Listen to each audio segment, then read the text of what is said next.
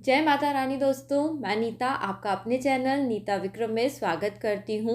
माँ जगदम्बा के नाम का जयकारा लगाएं कमेंट सेक्शन में जय माता रानी, ओम नमो भगवते वासुदेवाय अवश्य लिखिए। श्री हरि विष्णु श्री हरि नारायण की कृपा से एकादशी का व्रत करने से आपको महापुण्य फल की प्राप्ति होगी। एकादशी व्रत का महात्मा सुनने मात्र से सहस्त्र गायों के दान का फल प्राप्त होता है। आज हम बात कर रहे हैं वर्ष 2021 में पाप मोचनी एकादशी का व्रत किस तारीख को रखा जाना चाहिए।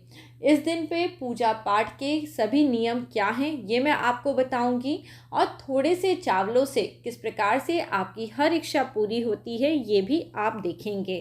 तो जल्दी से दोस्तों नीता विक्रम चैनल यदि अभी तक आपने सब्सक्राइब नहीं करा है तो सब्सक्राइब ज़रूर करें और वीडियो के नीचे बने हुए लाल रंग के सब्सक्राइब के बटन को प्रेस करें। बाजू में बनी हुई घंटी के आइकन को प्रेस करें। इससे आपको व्रत, त्योहार, पूजा पाठ, ज्योतिषीय उपायों से संबंधित हर जानकारी निःशुल्क प्राप्त होती है। एकादशी की तिथि का क्या महत्व होता है यदि आप नहीं जानते तो सबसे पहले इस विषय में मैं आपको बताऊं। दोस्तों, 11 की तिथि को श्रीहरि विष्णु भगवान की प्रिय तिथि बताया गया है। हम जाने अनजाने कई तरह के पाप कर्म करते रहते हैं। अब जो पाप कर्म हम जानबूझ के करते हैं उनके लिए हमें प्रायश्चित ज़रूर करना चाहिए, परंतु अनजाने में करे हुए पापों से मुक्ति के लिए सभी स्त्री अथवा पुरुषों को एकादशी का व्रत रखना चाहिए। एकादशी व्रत का पुण्य फल कई कल्पों में भी इसका संचय बना रहता है।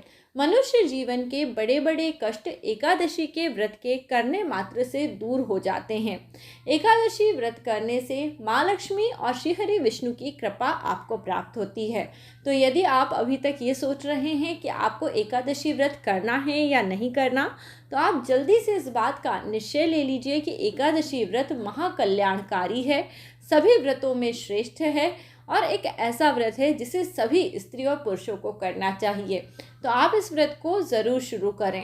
भागवत पुराण एवं स्कंद पुराण में द्वादशी युक्त एकादशी व्रत को सर्वश्रेष्ठ बताया गया है। इस व्रत को करने की संपूर्ण विधि आपको मैं वीडियो में आगे बताने वाली हूँ। पापमोचनी एकादशी का व्रत वर्ष 2021 में 7 अप्रैल की तारीख को रखा जाएगा, क्योंकि यह द्वादशी युक्त एकादशी तिथि है। एकादशी तिथि का प्रारंभ 7 अप्रैल मध्य रात्रि में 2:09 से होगा एवं इस तिथि की समाप्ति 8 अप्रैल 2021 मध्य रात्रि में 2:28 पे होगी। मध्य रात्रि से द्वादशी की तिथि लगने के कारण 7 अप्रैल बुधवार के दिन चैत्र मास के कृष्ण पक्ष की एकादशी तिथि को आपको पाप मोचनी एकादशी व्रत रखना है। एकादशी व्रत के पारण में आपको हरिवासरा के समय को छोड़ के व्रत का पारण करना होता है। तो आप सभी एकादशी व्रत के पारण का समय भी लिख लीजिए। 8 अप्रैल 2021 की तारीख को दोपहर के समय एकादशी व्रत का पारण करना है। दिन में 1:38 से लेके 4:08 के बीच में आप सभी एकादशी व्रत का पारणा कर सकते हैं। एकादशी व्रत साक्षात श्रीहरि विष्णु की कृपा है। यह 3 दिन का व्रत होता है। दशमी की रात्रि को पूर्ण रूप से ब्रह्मचर्य व्रत का पालन करा जाता है। भोग विलासों से दूर रहा जाता है। सुबह के समय एकादशी को लकड़ी के दातून का प्रयोग करा जाता है। इसमें टूथपेस्ट नहीं करना चाहिए। नींबू, जामुन, आम के पत्तों को चबा के अपने मुंह को साफ कर लेना चाहिए। इसलिए एक रात पहले ही दशमी की तिथि को रात में आप ब्रश मंजन करके सोएं और अगले दिन उंगली से अपने मुंह को साफ कर लें और उंगली से ही अपने गले को साफ करना चाहिए। इस दिन वृक्ष से पत्ते तोड़ना वर्जित होता है। इसलिए विष्णु भगवान के पूजन के लिए तुलसी के पत्ते या तुलसी की मंजीरी या ब्रश मंजन इत्यादि करने के लिए नीम के पत्ते या दातून इत्यादि भी एक दिन पहले ही तोड़ लेना चाहिए। और इस दिन स्वयं गिरे हुए पत्तों का आप सेवन कर सकते हैं। यदि संभव ना हो तो पानी से 12 कुल्ले करके अपने मुंह को साफ कर लीजिए। फिर नहाएं और नहाकर मंदिर जाएं। मंदिर जाके वहाँ पे गीता का पाठ करें या हो सके तो गीता के पाठ को सुनना चाहिए। श्रीहरि विष्णु के नाम का स्मरण अपने प्राणवायु के समान करना चाहिए और आपको निरंतर ओम नमो भगवते वासुदेवाय का जाप करना चाहिए। इस दिन आपको भगवान के सामने इस प्रकार से प्रण लेना चाहिए कि आज मैं चोर, पाखंडी, दुराचारी मनुष्यों से बात नहीं करूँगा, ना ही किसी का दिल दुखाऊंगा। गाय, ब्राह्मण इन सभी को फलाहार और अन्न इत्यादि देकर प्रसन्न करूँगा।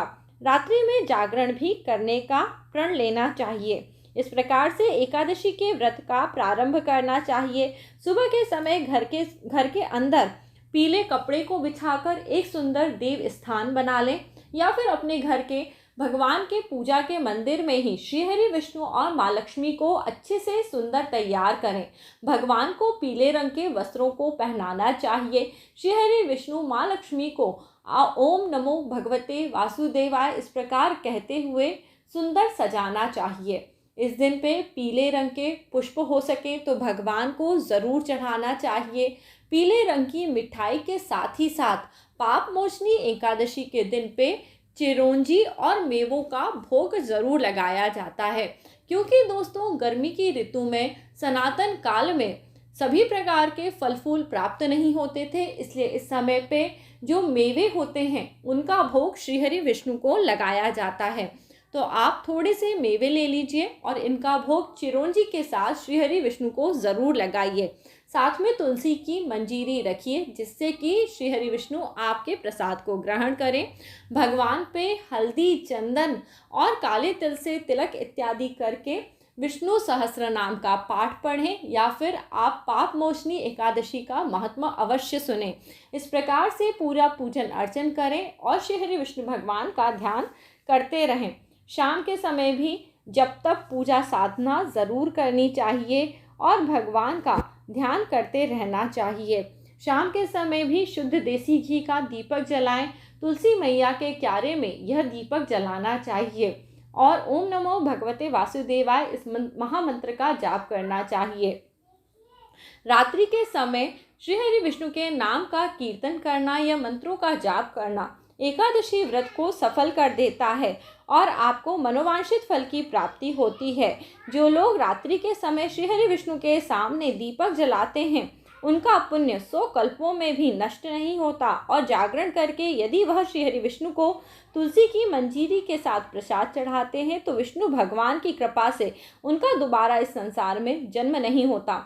इस प्रकार स्नान, चंदन, लेप, धूप, दीप, नैवेद्य और पान इत्यादि चढ़ाकर श्री हरि विष्णु भगवान को प्रसन्न करा जाता है और अक्षय पुण्य फलों की प्राप्ति करा जाती है। दोस्तों, एकादशी का व्रत करते समय हमें कुछ बातों का ध्यान जरूर रखना चाहिए। एकादशी के दिन पे अशुद्ध द्रव्यों का पेय नहीं करना चाहिए, जैसे कि कोल्ड ड्रिंक या फिर किसी भी तरह के एसिड वाले डिब्बा बंद फल के जूसों को नहीं पीना चाहिए। 2 बार भोजन नहीं करना चाहिए। आइसक्रीम, तली हुई चीज़ें नहीं खाई जाती हैं। फल एवं घर में निकला हुआ फलों का जूस पीकर, थोड़ा दूध पीकर ही इस व्रत को करना लाभदायक बताया गया है। व्रत का दशमी, एकादशी और द्वादशी इन तीनों दिनों में पालन करना चाहिए। इन तीनों दिनों में कांसे के बर्तन में भोजन नहीं करना चाहिए।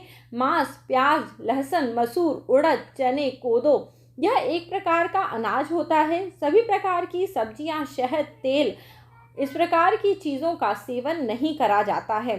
दशमी के दिन और द्वादशी के दिन पे जौ, गेहूँ, मूंग की दाल, सेंधा नमक, काली मिर्च, शक्कर और गाय के घी से बना हुआ भोजन करना सर्वश्रेष्ठ बताया गया है। फलाहारी को गोभी, गाजर, शलगम, पालक, कुल्फा, साग इन सब का सेवन नहीं करना चाहिए, बल्कि आपको मौसमी फल खाने चाहिए, जैसे कि आम, अंगूर, केला, बादाम, पिस्ता। यह सभी फल खाना अमृतमय बताया गया है। जब भी आप एकादशी व्रत करें उस समय पे जुआ ना खेलें। निद्रा, पान, पराई स्त्री का सेवन करना या लोगों की निंदा करना, चुगली करना, चोरी करना, क्रोध करना, झूठ बोलना, कपट करना, इन सभी चीज़ों से बचना चाहिए, वरना आपके व्रत का पुण्य फल नष्ट हो जाता है। बैल के पीठ की सवारी नहीं करी जाती, यानी दूर देश की यात्रा नहीं करी जाती है। इस प्रकार से आपको इस व्रत के नियमों का पालन करना चाहिए। यदि किसी कारण भूलवश किसी और की निंदा हो जाए या किसी और के ऊपर आप दोषारोपण कर दें तो सूर्य को जल देने से आपका यह पाप क्षमा हो जाता है। इस प्रकार से एकादशी का व्रत करना चाहिए। एकादशी के व्रत में झाड़ू नहीं लगाई जाती है या घर को लीपा पोता नहीं जाता है, इसलिए दशमी की तिथि में रात्रि के समय में अपने घर को साफ स्वच्छ कर लें और एकादशी व्रत कर लें।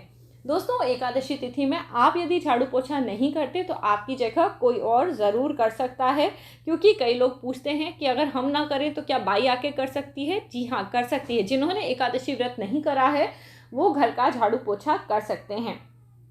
इस दिन पे बाल नहीं कटाए जाते, अधिक बोला नहीं जाता, क्योंकि जब आप बहुत अधिक मात्रा में बोलते हैं तो ऐसी बातें जो नहीं बोलनी चाहिए वो भी बोल जाते हैं। एकादशी के दिन के नियम बहुत कठिन हैं, क्योंकि इस दिन पे आपको पुण्य फलों की प्राप्ति होती है, इसलिए आपको अपने द्वारा किए हुए कार्यों को बहुत ध्यान से देखना चाहिए। एकादशी के दिन पे आपको भगवान श्री हरि विष्णु को सभी चीज़ों में तुलसी दल लगाकर उनका भोग लगाकर ही ग्रहण करना चाहिए। एकादशी के दिन पे यदि आपके किसी सगे संबंधी की मृत्यु हो जाए तो गंगा मैया का ध्यान करके व्रत का पुण्य फल मृतक इंसान के लिए दे देना चाहिए। इससे उन्हें विष्णु लोक की प्राप्ति होती है और उनके द्वारा किए हुए कर्मों में भी पुण्य फल की उन्हें प्राप्ति होती है। इस प्रकार विधि विधान के साथ एकादशी का संपूर्ण व्रत रखा जाता है, परंतु व्रत को पूर्ण करने के लिए व्रत का पारण करना अति आवश्यक होता है। अगले दिन यानी द्वादशी की तिथि समाप्त होने से पहले एकादशी के व्रत का पारण करा जाता है। इस समय पे आप किसी न किसी ब्राह्मण को अनाज का दान जरूर दें, क्योंकि जब तक ब्राह्मण भोज नहीं कराया जाता तब तक एकादशी व्रत पूर्ण नहीं होता है। द्वादशी की तिथि में चावलों का दान देने से स्वर्गलोक की प्राप्ति होती है, मनोवांछित इच्छाएं पूरी होती हैं, धन धान्य सुख सौभाग्य बढ़ता है। तो चावल, गेहूँ, जो भी घर में खाने पीने की वस्तुएं हैं उन सभी का दान देना चाहिए। मिष्ठान, फलाहार, दोस्तों गर्मी का मौसम आ रहा है तो आप छाता, जूते, इस प्रकार की चीज़ों का दान दे के भी ब्राह्मण देवता को प्रसन्न करें, जिससे कि आपके जीवन में पुण्य फलों की प्राप्ति होती है। कई लोग इस कलयुग में दान पुण्य करने से बहुत हिचकिचाते हैं। उन्हें ऐसा लगता है यदि वो दूसरों को कोई चीज़ देंगे तो उनके जीवन में चीज़ों की कमी हो जाएगी, परंतु इसके विपरीत कई धर्म पुराणों में यह बताया गया है, देने का सौभाग्य केवल देवताओं को प्राप्त होता है, और जब भी वह कुछ चीज़ का दान करते हैं या श्रद्धा के साथ कोई चीज़ दान में देते हैं तो वह कई गुना होके उन्हें प्राप्त होती है। तो इसी प्रकार यदि आप प्रसन्न चित्त भाव से श्री विष्णु भगवान के निमित्त इन सभी चीज़ों का दान करते हैं, अच्छे वचन बोलते हैं, लोगों के ऊपर किसी प्रकार से निंदा नहीं करते या कटु वचनों का प्रहार नहीं करते, तो आपका व्रत सफल होता है और आपके व्रत के पुण्य फल से श्री हरि विष्णु भगवान की आपको शीघ्र प्राप्ति होती है। अब दोस्तों, मैं आपको पाप मोचनी एकादशी का महत्व बहुत ही संक्षिप्त में सुना रही हूँ। इस महत्व को सुनने के लिए आप सभी अपने हाथ में पीले रंग के फूल और थोड़े से तिली के दाने ज़रूर ले लीजिए और एकादशी व्रत के महत्व को सुनिए। एक समय की बात है, महाराज युधिष्ठिर ने श्री कृष्ण भगवान से प्रश्न किया कि चैत्र मास के कृष्ण पक्ष की एकादशी का क्या नाम है एवं इस व्रत को किस प्रकार करा जाता है, कृपा करके मुझे बताएं। तब श्री कृष्ण भगवान ने बोला, इस एकादशी को पापनाशक या पाप मोचनी एकादशी कहा जाता है। एक समय राजा मंधाता के पूछने पर महर्षि लोमश ने जो कहा, अब मैं आपको वह सुनाता हूँ। राजा मंधाता ने पूछा, भगवान मैं लोगों के हित की इच्छा के लिए यह सुनना चाहता हूँ कि चैत्र मास के कृष्ण पक्ष में किस नाम की एकादशी होती है, उसका किस विधि से व्रत किया जाए जिससे कि फल की प्राप्ति हो, यह सभी बातें आप मुझसे विस्तार पूर्वक कहिए। लोमश ऋषि ने कहा, हे राजा, अप्सराओं के द्वारा सेवित चैत्ररथ नाम का एक वन था, जहाँ गंधर्वों की कन्याएं अपने किन्नरों के साथ बाजे बजाती हुई विहार करती थीं। मंजू घोषा नाम की अप्सरा मुनिवर मेधावी को मोहित करने के लिए वहां गई थी। वे महर्षि चैत्ररथ वन में रहकर ब्रह्मचर्य व्रत का पालन कर रहे थे। मंजू घोषा मुनि के भय से आश्रम से एक कोस दूर ही ठहर गई। सुंदर ढंग से वीणा बजाती हुई मधुर गीत गाने लगी। मुनि श्रेष्ठ मेधावी घूमते हुए उधर जा निकले और सुंदर अप्सरा को इस प्रकार गाना करते हुए बरबस ही मोह में वशीभूत हो गए। मुनि की ऐसी अवस्था देखकर मंजूघोषा उनके समीप आईं और वीणा नीचे रखकर उनका आलिंगन करने लगी। मेधावी भी उनके साथ रमण करने लगे। रात और दिन का उन्हें कोई भान न रहा। इस प्रकार उन्होंने बहुत दिन व्यतीत कर दिए। मंजूघोषा देवलोक को जाने के लिए जब तैयार हुई तो जाते समय उन्होंने मुनिश्रेष्ठ मेधावी से कहा, हे ब्राह्मण, अब मुझे अपने देश जाने की आज्ञा दीजिए। मेधावी ऋषि बोले, देवी, जब तक सवेरे से संध्या न हो जाए तब तक आप मेरे पास ही रहें। अप्सरा ने कहा, हे विप्रवर, अब तक न जाने कितनी ही संध्याएं चली गई हैं। मुझ पर कृपा करके बीते हुए समय का विचार तो कीजिए। लोमश जी ने कहा, राजन, अप्सरा की बात सुनकर मेधावी चकित हो गए और उस समय उन्होंने बीते हुए समय का हिसाब लगाया तो उन्हें पता पड़ा कि 57 वर्ष व्यतीत हो गए हैं और उनकी तपस्या पूरी तरह से विनाश हो गई है। मुनि ने उस पर बहुत क्रोध किया और श्राप देते हुए कहा, पापिनी, तू पिशाची हो जा। मुनि के श्राप को सुनकर वह दग्ध हो गई, विनय करने लगी, हे विप्रवर, मुझे इस श्राप से मुक्त करिए, मेरा उद्धार कीजिए। 7 वचनों को बोलने पे या 7 कदम साथ चलने मात्र से अच्छे पुरुषों से दोस्ती हो जाती है। ब्राह्मण, मैं तो आपके साथ इतने वर्ष व्यतीत करे हैं, कृपा करके अब आप मुझे कोई रास्ता बताएं। मुनि बोले, हे भद्रे, मैं क्या करूं? तुमने मेरी बहुत बड़ी तपस्या को नष्ट कर डाला है। फिर भी सुनो, चैत्र कृष्ण पक्ष की एकादशी जब आती है तो उसका नाम पाप मोचनी एकादशी है। इस शाप का उद्धार इस एकादशी व्रत को करने से ही होगा। अतः तुम इस पिशाचता को दूर करने के लिए पाप मोचनी एकादशी का व्रत करो। इसके बाद मेधावी ऋषि अपने पिता मुनिवर च्यवन ऋषि के आश्रम में आ गए। उन्हें आया देख के च्यवन ऋषि ने पूछा, बेटा, यह क्या किया? तुमने अपने पुण्यों का नाश कर डाला है। मेधावी ऋषि बोले, पिताजी, मैंने अप्सरा के साथ रमण करने का पातक किया है। आप ही कोई ऐसा प्रायश्चित बताएं जिससे कि मैं इस पातक का नाश कर सकूं। च्यवन ऋषि ने कहा, बेटा, चैत्र कृष्ण पक्ष की पापमोचनी एकादशी आती है, उसका व्रत करो, इससे सभी प्रकार के पापों का नाश हो जाएगा। पिता के ऐसे कथन सुनकर मेधावी ऋषि ने इस व्रत के अनुष्ठान को किया, जिससे उनके पाप नष्ट हो गए और वह पुनः तपस्या से परिपूर्ण हो उठे। इस प्रकार मंजूघोषा ने भी इस उत्तम व्रत का पालन किया और पापमोचनी एकादशी व्रत करने के कारण वह पिशाच योनि से मुक्त हुई और दिव्य रूप धारण करके अप्सरा होकर फिर स्वर्गलोक को चली गई। भगवान श्री कृष्ण कहते हैं, जो भी मनुष्य पापमोचनी एकादशी के व्रत को करते हैं उनके सभी पाप नष्ट हो जाते हैं। इस कथा को पढ़ने सुनने से 100 गायों के दान का फल प्राप्त होता है। ब्रह्म हत्या, सोने की चोरी, मदिरा का सेवन करना, शराब पीना, गुरु पत्नी का गमन करना, महापातकी, इस प्रकार के व्रत को करने से पाप से मुक्त होते हैं। यह अति पुण्यदायी व्रत है। इस व्रत को करते समय आपको चिरौंजी का फलाहार लेना चाहिए। चिरौंजी मेवे मिष्ठान का बना हुआ प्रसाद श्री हरि विष्णु को अर्पित करना चाहिए और इस व्रत को श्रद्धा और भक्ति के साथ करने से सभी प्रकार के पापों से आप मुक्त हो जाते हैं। ऐसी भावना अवश्य करना चाहिए। तो दोस्तों, पापमोचनी एकादशी की संपूर्ण विधि एवं दिनांक आदि तिथियां यदि आपको अच्छे से समझ में आई हैं तो वीडियो को लाइक ज़रूर करें और मेरे साथ बने रहने के लिए नीता विक्रम चैनल से जुड़े रहें और चैनल सब्सक्राइब करें। अगला वीडियो लेके आपसे जल्दी ही मिलूंगी। जय माता रानी दोस्तों, इसी प्रकार मेरे साथ ज़रूर बने रहें।